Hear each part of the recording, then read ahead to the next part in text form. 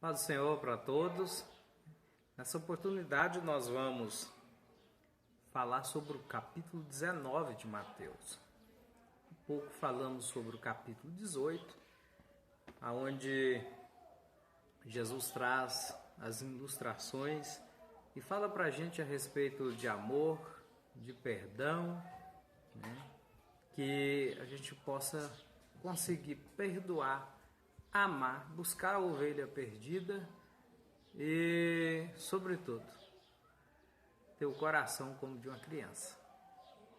E aí, logo após isso, chega-se o capítulo 19, que na Bíblia tem essas divisões hoje atuais, mas era inicialmente sim, uma história corrida.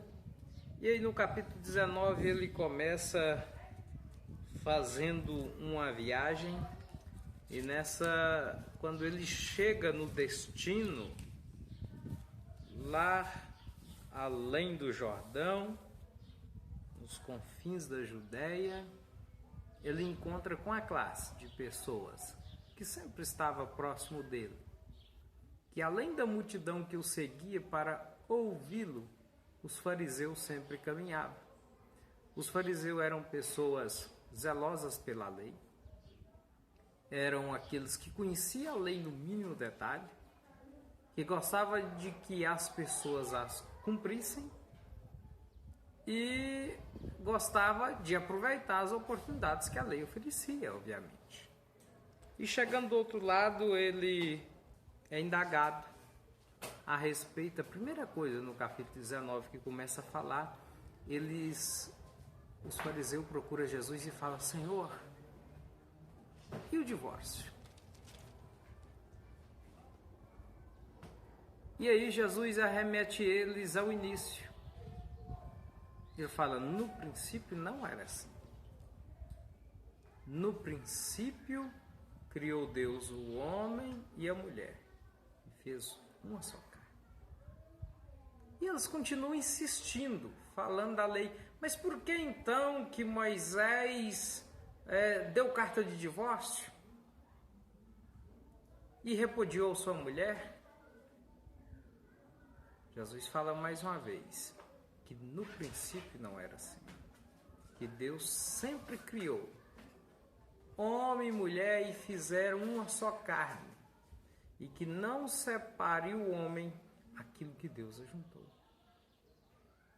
E diz para eles: olha, Moisés autorizou na lei por causa da dureza de vossos corações. Porque de tanto pecarem, ele colocou na lei com uma só possibilidade de divórcio. E aí escreve-se a lei com a possibilidade de podendo o homem deixar a sua mulher em uma só questão. Mas no período onde Jesus vivia, já havia inúmeras outras questões. O pessoal interpretava a lei a seu bel prazer. Muitos se divorciavam por coisas banais. E é isso que os fariseus estão procurando em Jesus. O que é que Jesus ia falar para esse povo? O que é que Jesus ia dizer? Então os fariseus sempre apertavam Jesus para ver se ele caía no laço deles. E mais uma vez ele vem trazendo ao povo a princípios. O fariseu fala com ele de lei, ele fala de princípios, no princípio da criação e princípio que há dentro do ser humano, que todos, quando contraem um relacionamento, sabem, sem que a lei o exija deles, que deve ter compromisso e viver com seriedade. Então Jesus sempre tem trazido isso a nós, que relacionamento é coisa séria entre homem e mulher. É algo que é construído desde o princípio, que foi Deus que chamou, dizendo que o homem deixe a mãe e o pai e unir-se-á uma mulher. e se tornarão os dois uma só carne.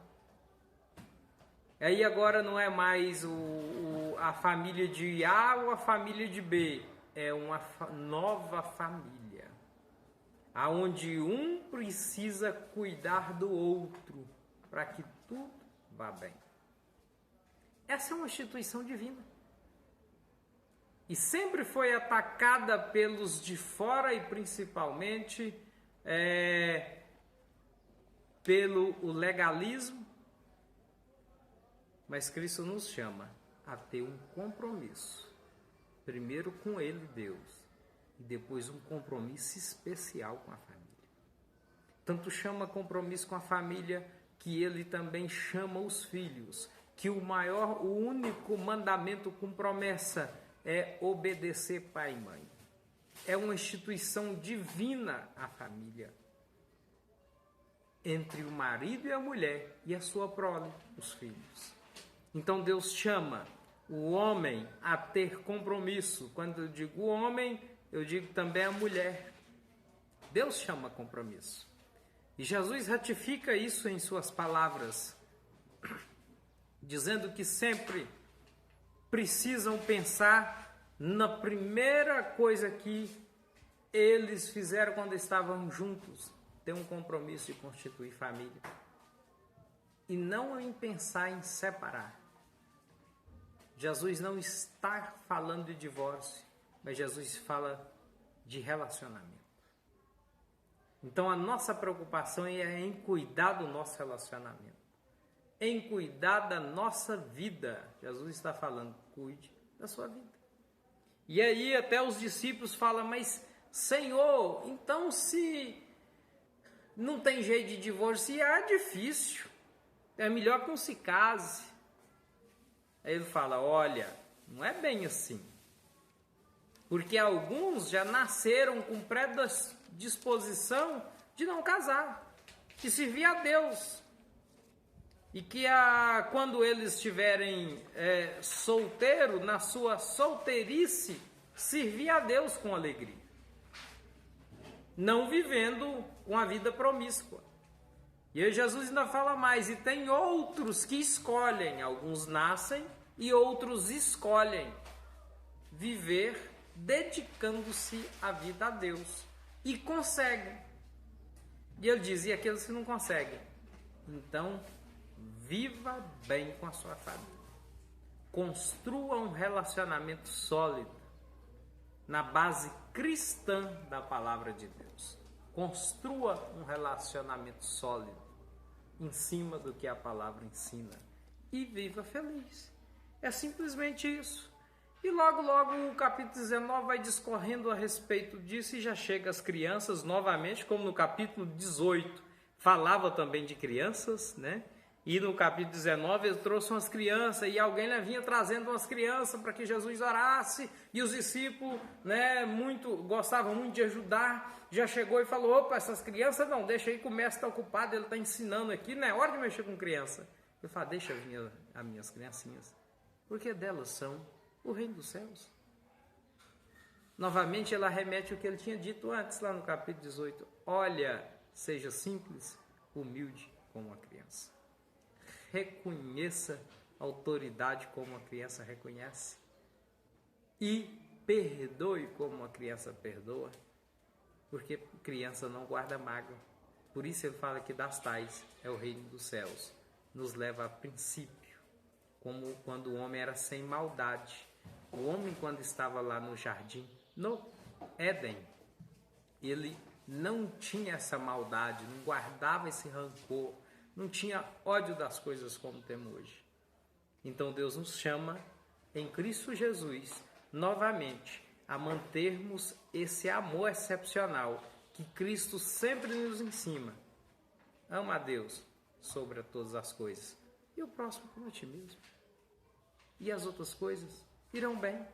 Então ele vai falando isso e logo após, lá no verso 16, chega, né, eu imagino que Jesus está falando, ora para as crianças e logo chega um jovem rico.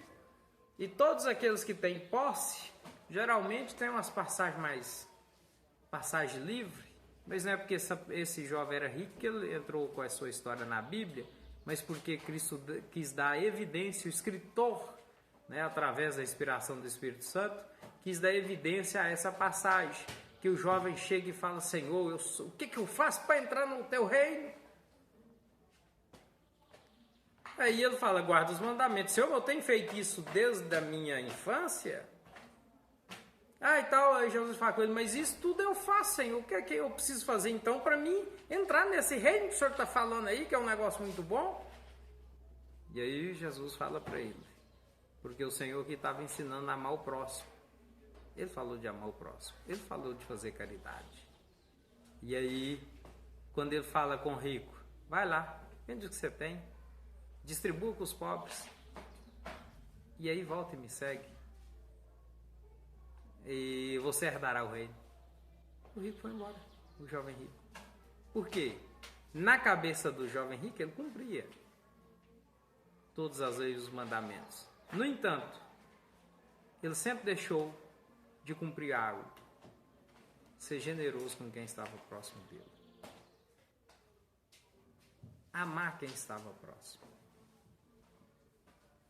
E não bater no peito e falar que eu cumpro os mandamentos sem ter generosidade. A Bíblia diz que os pobres sempre esteve convosco. Então, todo dia você pode fazer uma boa ação, ou de palavra amiga, palavra de consolo, ou quem sabe até doando alguma coisa. E muitos deixam de fazer. Como a palavra também cita aquela história que a gente fala do bom samaritano, que alguém estava ferido na estrada porque os salteadores o saltearam, e aí passou todo mundo de longe, e chega um, pega, leva ele, uma na estalagem, manda cuidar e paga tudo. Então Cristo sempre nos chamou a termos mais comunhão uns com os outros, ter amor, ter solidariedade e, sobretudo, cuidar bem da família, amar um ao outro para viver bem. Ame enquanto você pode, seja solidário enquanto pode e, sobretudo, nunca deixe a palavra de Deus sair do seu coração. A Bíblia já diz: atar no teu pescoço, para que não a perca. Melhor é a sabedoria do que muitas riquezas. Busque em Deus sempre que você precisar. Seja feliz, né? É o que Cristo nos chama, a amarmos, termos comunhão e aguardarmos nele, que ele vai voltar. E vem buscar uma igreja lavada e remida no sangue do Cordeiro. Sejamos igreja de Cristo Jesus. Amém? Deus os abençoe, em nome de Jesus.